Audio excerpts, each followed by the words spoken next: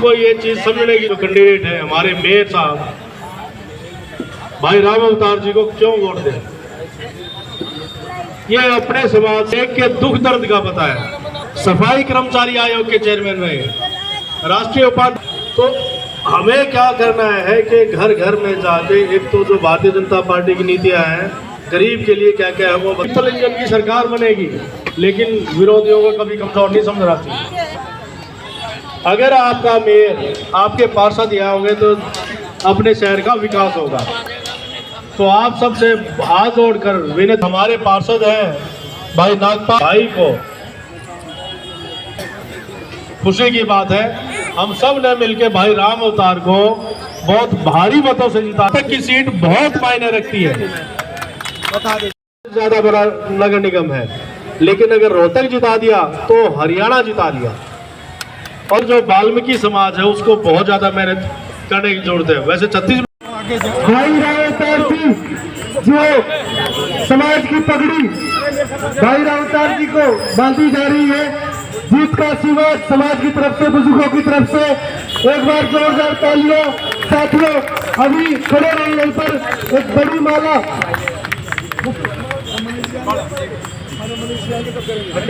साथियों अभी हमारे बीच बोला जाएगा।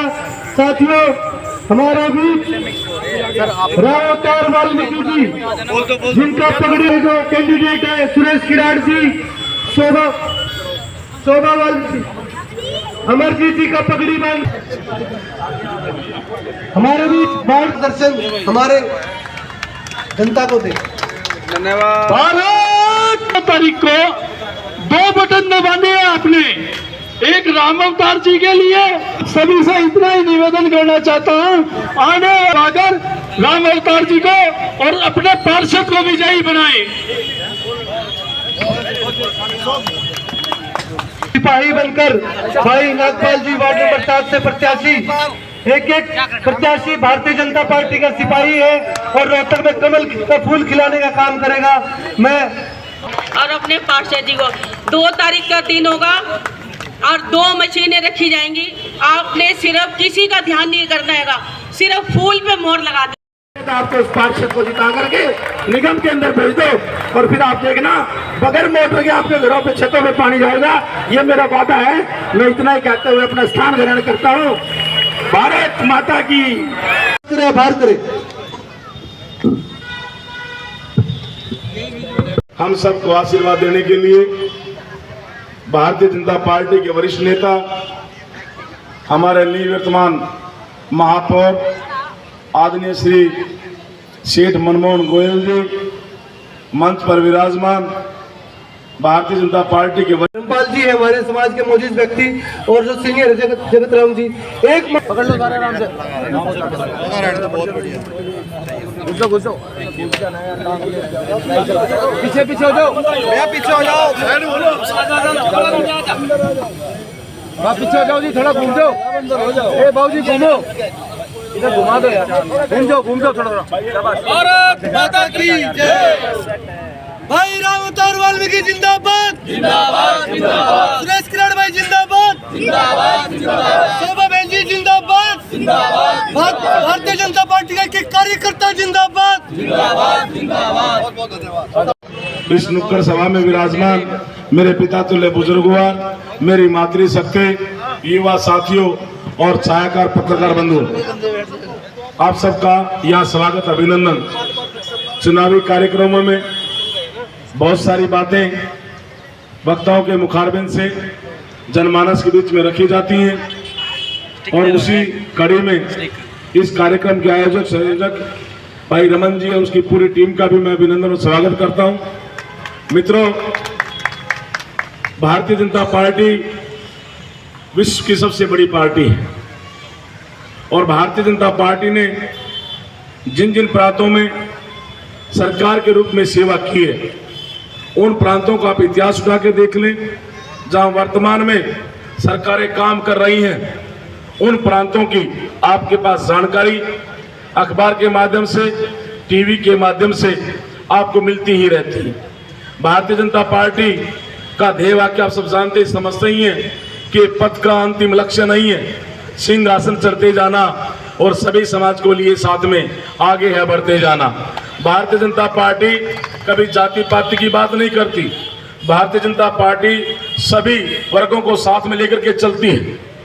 और उसी तरह जिन जिन प्रांतों में सरकारें काम कर रही हैं, और हम अपने हरियाणा प्रांत की बात करें तो यशस्वी मुख्यमंत्री माननीय श्री नायब जी ने छत्तीस बिरादरी के लिए, सभी वर्गों के लिए, सभी समाजों के लिए, उसमें मैं एक की चर्चा करूं, हम बुजुर्गों की बात करें तो पूरे भारतवर्ष में बुजुर्गों के लिए जो सम्मान राशि जो पेंशन के रूप में दी जाती है, आज हरियाणा प्रांत में सबसे ज्यादा दी जाती है। हम किसानों की बात करें, इस समय और चुनावी समय में कुछ बातें चुनाव को ध्यान में रख के की जाती हैं।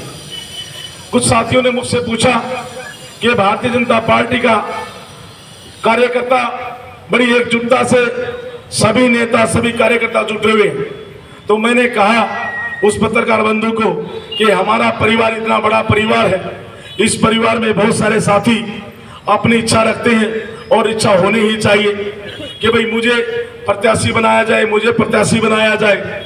आपके सामने भाई अमरजीत जी अपने मुखारबिंद से बोल कर गए हैं कि भारतीय जनता पार्टी का कार्यकर्ता बड़ा शालीनता से और मर्यादा में रह के मर्यादित ढंग से अपनी बात रखता है, और कार्यकर्ता होने के नाते जब तक टिकट का निर्णय नहीं होता तब तक अपनी बात रखता है। निर्णय होने के बाद सब कार्यकर्ता एक हो जाते हैं। भारतीय जनता पार्टी के सभी कार्यकर्ता एकजुटता से चुनाव में लगे हुए हैं, और मैं रोहतक की ही नहीं पूरे हरियाणा में सभी कार्यकर्ता एकजुटता से काम कर रहे हैं। और भारतीय जनता पार्टी का जो संगठन है वो इतना मजबूत है कि हम बूथ की ही नहीं, बूथ पर पन्ना प्रमुख का भी हमारा कार्यकर्ता बड़ी निष्ठा और ईमानदारी से काम में लगा होता है। और उसी का ये परिणाम है कि 3 महीने पहले जो विधानसभा का चुनाव हुआ, उस विधानसभा के चुनाव में लोग किस तरह की बातें करते थे, किस तरह की चर्चाएं हो रही थी, लेकिन इस संगठन की सुंदरता देखिए कि भारतीय जनता पार्टी के कार्यों से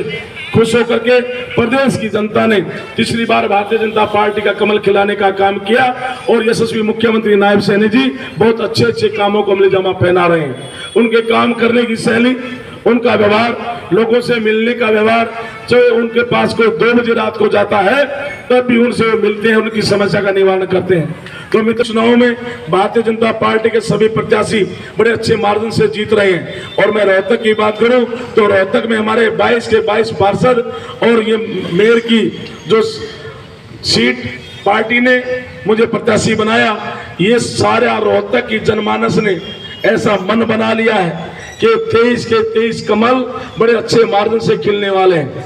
तो मैं आप सब माताओं बहनों से, बुजुर्गों से और युवा साथियों से हाथ जोड़कर विनती और प्रार्थना करने के लिए आया हूं कि आने वाली 2 तारीख को आप अपना आशीर्वाद हमारे सभी प्रत्याशियों को देकर के ज्यादा से ज्यादा वोटों से जिताने का काम करें।